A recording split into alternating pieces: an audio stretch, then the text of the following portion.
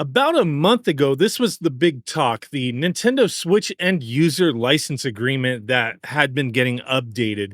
And taking a look at the Switch 2 user agreement, I'm assuming this is all the same stuff because a lot of the words that people were talking about that were kind of annoying them, and a lot of people were just like, hey, I ain't even bothering with Nintendo anymore if they could do these things.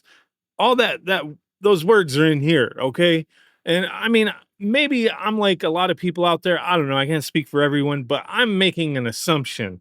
I think a lot of us just don't read the end user license agreements. If you're under 18, stop. You can't agree to this, okay? Which kind of funny, but yeah, I don't think I've ever read an end user license agreement. A lot of times these things are pretty freaking long, dude. But what are you agreeing to? This is kind of crazy. So I'm not going to go over all this, but essentially in this end user license agreement, they're just like, hey, if you screw around, if you're using things to exploit the software, the hardware, pirating software, unauthorized, illegal, that they deem unauthorized or illegal, you know, bypassing things, whatever. Where does it say? You acknowledge that if you fail to comply with the foregoing restrictions, Nintendo may render the console and or the software permanently unusable in whole or in part. So that could be the console completely, the software completely, your account. It could be people are taking it like they could brick your console, not just like ban your account, which is like the typical thing people would think about. It's like, oh, my account gets banned, right?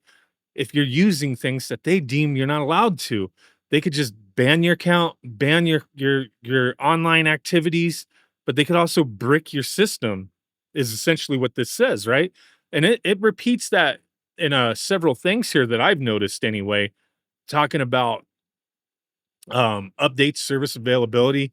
After the software is updated or changed, uh, including without limitation in connection with an update, any existing or future unauthorized modification of the software, console, or software, or the use of unauthorized device in connection with the console may render the console and or the software permanently unusable in whole or part. So this kind of language is reused multiple times in this end user license agreement. But this is kind of a similar thing that if you go through like the PlayStation end user license agreement and the Xbox one, very similar as well. Like the account termination section 12 of PlayStation terms of service, PSN, account termination, console suspension, other remedial actions. If you go down to 12.6, other remedial actions, if we determine that you or any of your associated child accounts, so you or child accounts, not just child accounts, have violated this agreement, including the community code of conduct, usage terms, or any other incorporated terms, that your actions have injured or damaged SIE or the PSN community, we reserve the right to take any action we believe necessary to remedy the violation or to protect SIE's interest, including automatic removal or blockage of content associated with those accounts, implementation of upgrades or devices intended to discontinue unauthorized use, the permanent or temporary disablement of access to any PSN content, PlayStation devices, products, services, or features.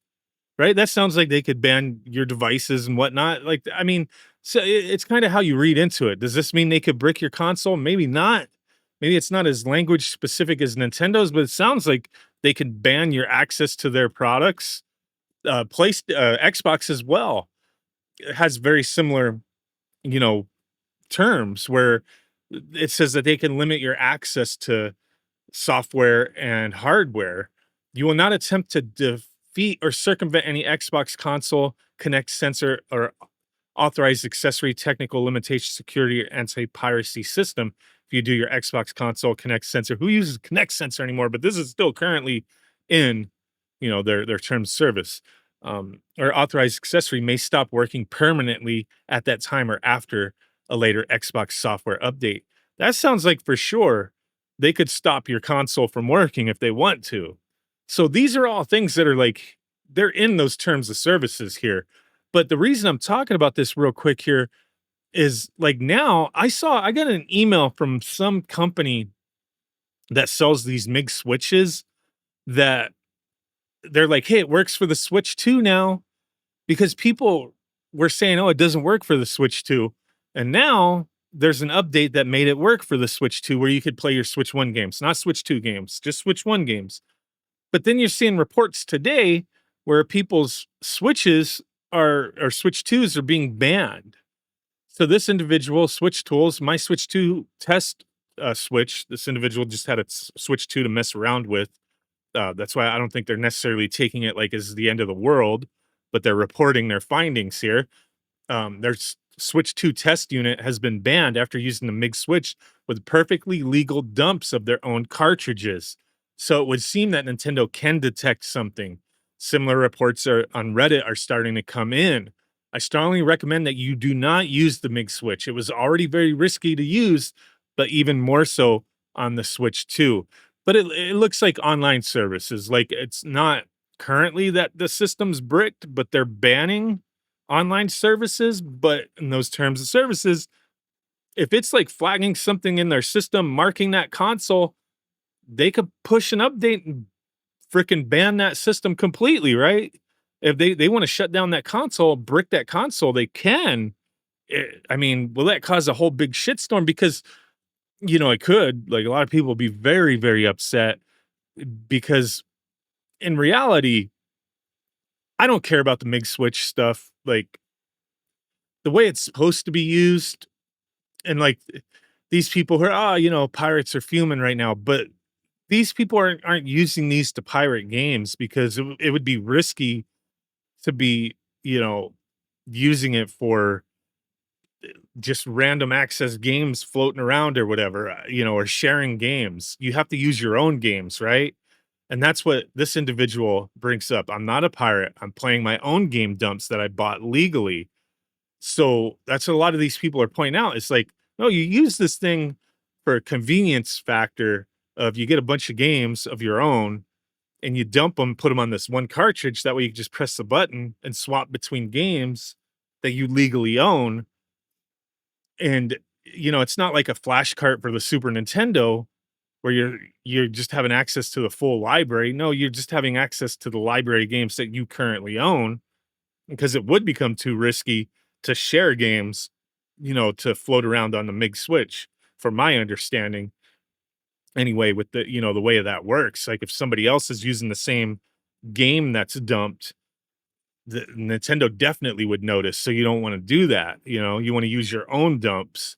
And that's what it seems like people are doing, at least from what I've been seeing. But yeah, there's reports on Reddit that people are having issues with their system getting banned or the this person, my Switch 2 was just banned. My account is fine. Only games I had were my backed up games. Must be some new detection Nintendo has on these MiG switches. Pretty dumb of me to go online with it. My Switch 2 is banned, but my main Nintendo account is not banned. But I wouldn't hold my breath. So it's just like some of these people are saying it's not their account, it's just the console. Like the console's banned. It's not even the account. That's weird, man. That's weird. Picks for proof. Here's pick one. Okay. Here's pick two. Use of online services on this console are currently restricted. So it's restricting the specific console, not the account, it looks like, right? Oh, what is this clear case they got on this Switch 2? Wonder if it's dockable with it. Probably not. But yeah, don't use the Mig Switch. I mean, use it at your own risk. I can't tell you what to do, but crazy stuff, man. Crazy stuff. Or don't go online, but then like the second you go online, they could know. Like it's not like the whole system would have to be reflashed for it not to know you used the Mig Switch from the way I understand it. But yeah, it's risky business, man. Risky business. These are things that like with the console being so new, maybe don't mess around right now just because there's an update for the Mig Switch to work with it. Like, just hold off. You know what I mean? Let other people mess around and find out from their mistakes. But yeah, there you go. Let me know what you think. Thanks for watching. Bye.